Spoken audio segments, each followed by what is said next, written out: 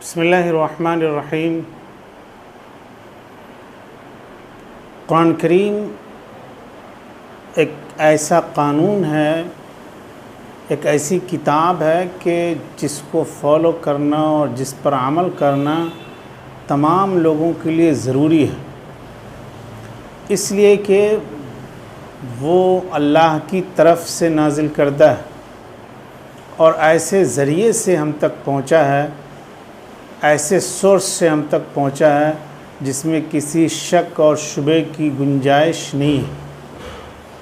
یہاں پر ایک سوال یہ پیدا ہوتا ہے کہ اس بات کا کیا ثبوت ہے کہ قرآن کریم اللہ کی کتاب ہے اور وہ اللہ کی طرف سے نازل کردہ ہے؟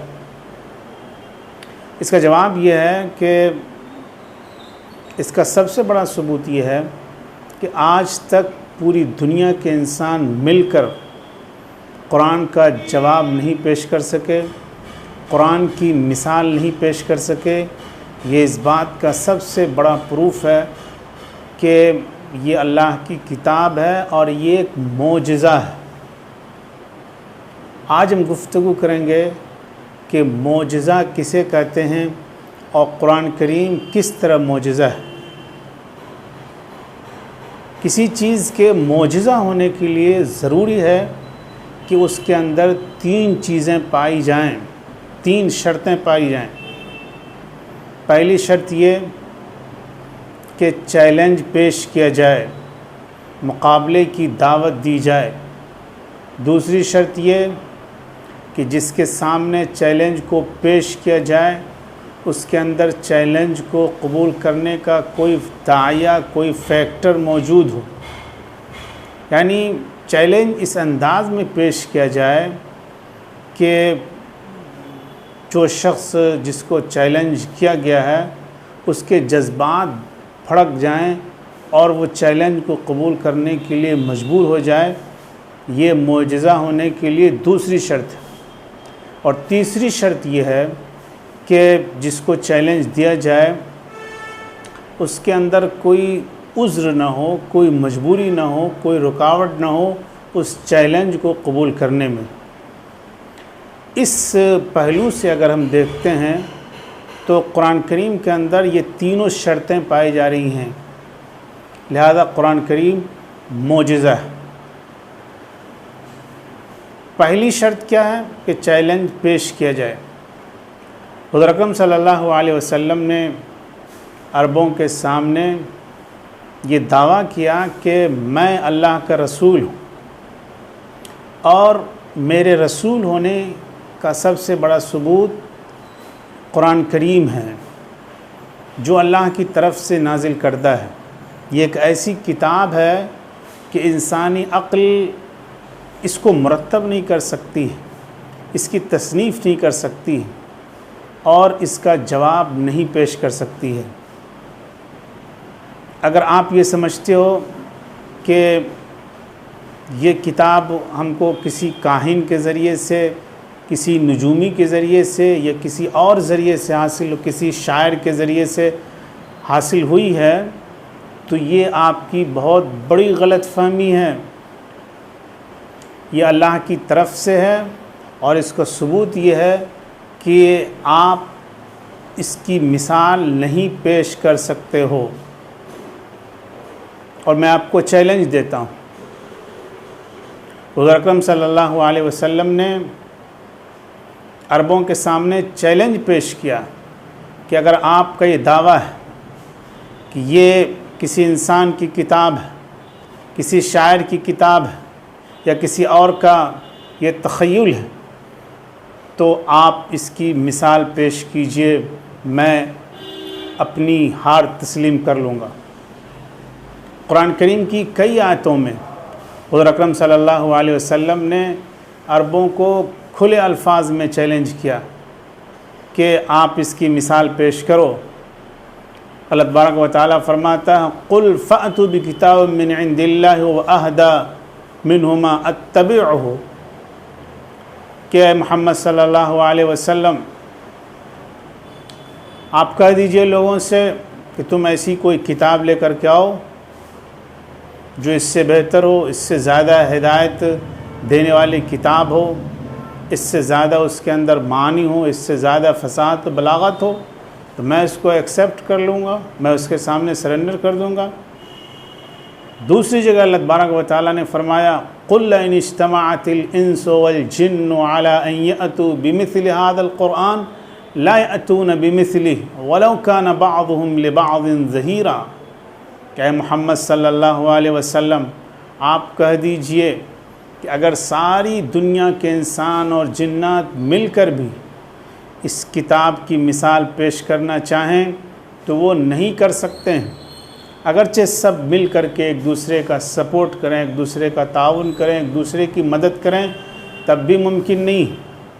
یہ جگہ فرمایا گیا فَلْيَأْتُوا بِحَدِيثٍ مِثْلِهِ إِن كَانُوا صَادِقِينَ کہ اگر وہ اپنے دعوے میں سچے ہیں اور اس بات کو تسلیم نہیں کرتے ہیں کہ یہ اللہ کی کتاب ہے، تو اس طرح کی کوئی آیت، کوئی قرآن کی طرح کوئی مثال، کوئی نظیر پیش کریں۔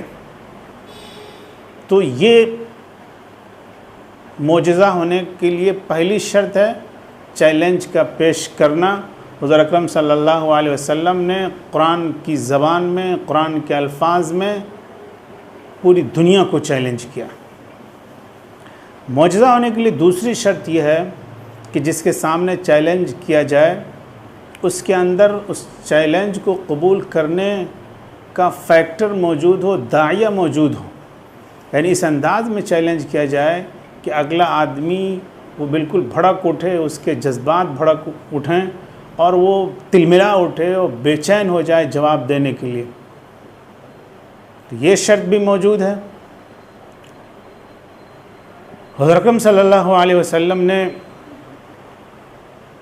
ان کے سامنے ایک دین کو پیش کیا، ان کے عقیدے پر اٹیک کیا، ان کے نظریے پر اٹیک کیا، ان کے آباء و اجداد پر اٹیک کیا،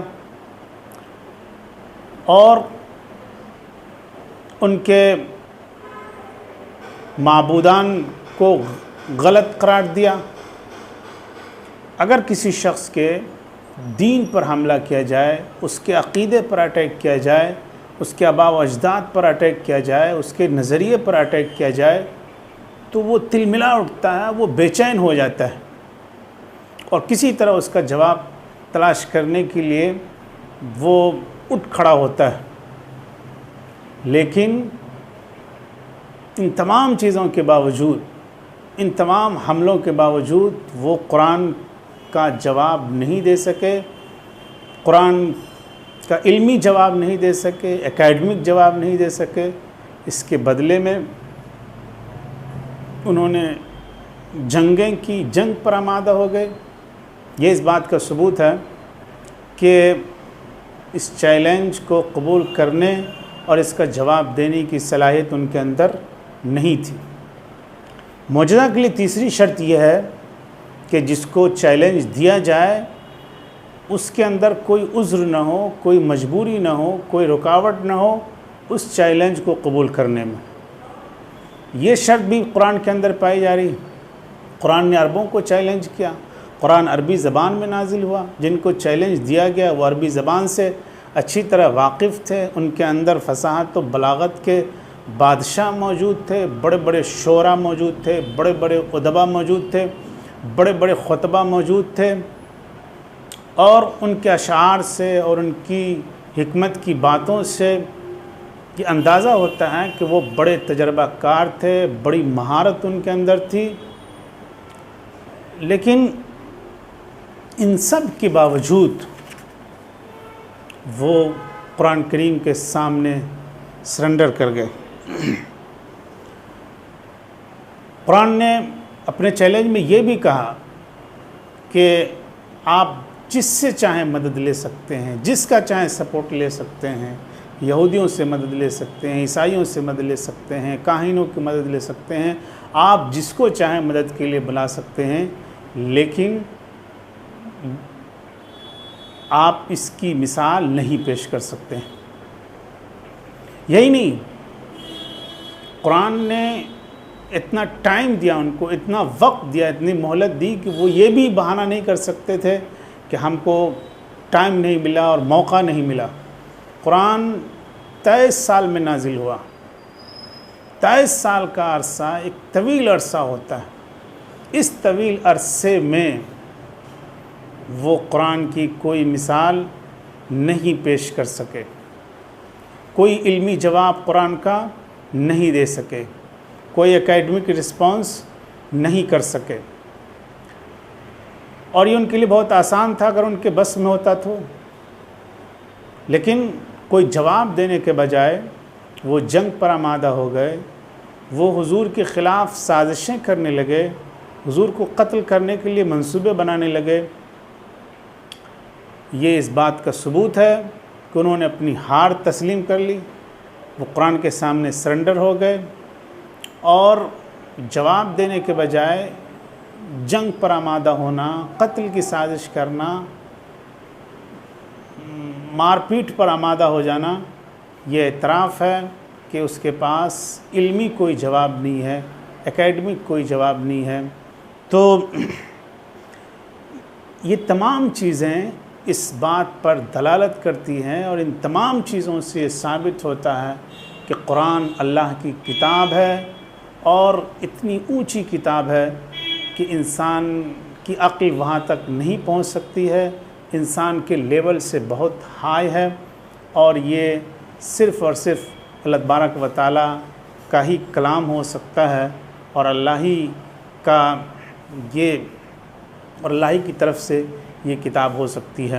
آج کی گفتگو میں بس اتنا ہی۔ والسلام علیکم ورحمۃ اللہ وبرکاتہ۔